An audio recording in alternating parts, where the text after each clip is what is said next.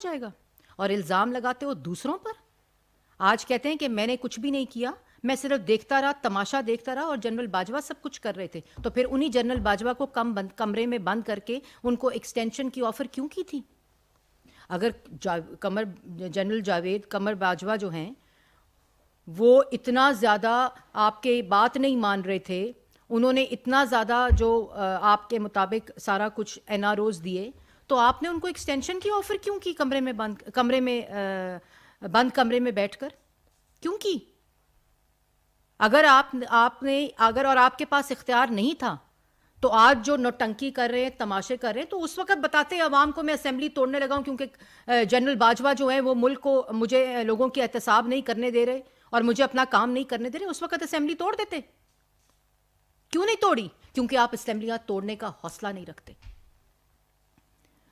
اسی اسمبلیوں کی وجہ سے آپ نے اپنی چوریوں کے خلاف تحفظ لیا ہوا ہے. آپ کو پتا ہے کہ یہ جس دن 2 اسمبلیاں ٹوٹ گئیں تو جو خیبر پختونخوا میں 9 سال سے ڈکیتیاں اور چوریاں وہ بھی عوام کے سامنے آئیں گی, ابھی جس پر آپ نے اپنا سی ایم کے پی کے پہرا جو دے رہا ہے اس وقت. اور آپ کو معلوم ہے کہ پنجاب کے اندر اگر اسمبلی ٹوٹ گئی تو اب اے ٹی ایمز تو پاس ہیں نہیں, تو خرچہ کون اٹھائے گا گھر کا, بنی گالا کے کچن کا خرچہ کون اٹھائے گا, ان جلسوں کا, اسکرینوں کا؟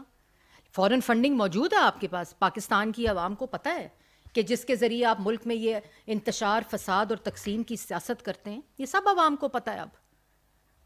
اور دوسری بات, جب 2018 میں آپ کو یہ معیشت ملی جس کو آپ کہہ رہے ہیں دیوالیہ ہوا تھا, تو آپ نے اس معیشت کے ساتھ کیا کیا؟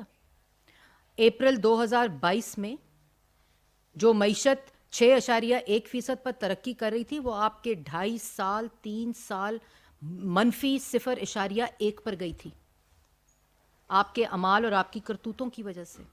مہنگائی جو تھی وہ آپ 18% چھوڑ کر گئے تھے عمران خان صاحب. ملک کی تاریخ کا بلند ترین قرضہ 44,000 ارب روپیہ آپ ملک کو اس میں ڈبو کر گئے تھے. ملک کے اندر جو زیرو لوڈ شیڈنگ تھی, جب ہم آئے تو 13 پلانٹس بند پڑے تھے. آپ نے مرمت, مینٹیننس نہیں کی ہوئی تھی ان کی, جن کی وجہ سے ملک میں 8-8 9 گھنٹے لوڈ شیڈنگ تھی, جو ملک ہم آپ کو دے گئے تھے لوڈ شیڈنگ کے بغیر. صنعت جو کام کر رہی تھی, ترقی کر رہی تھی, ملک ترقی کر رہا تھا, سی پیک کو بند کر دیا, خارجہ پالیسی کو بند کر دیا, ہر چیز کے اوپر حملہ کیا. 4 سال, کیونکہ آپ نے فورن فنڈنگ کا اس فورن ایجنٹ نے کمپلائنس دینی تھی. آج پاکستان کی عوام کو بتاتے. اور کون سے ایک کیس بتائیں, مریم نواز نے کسی نیب کی امینڈمنٹ سے فائدہ نہیں اٹھایا.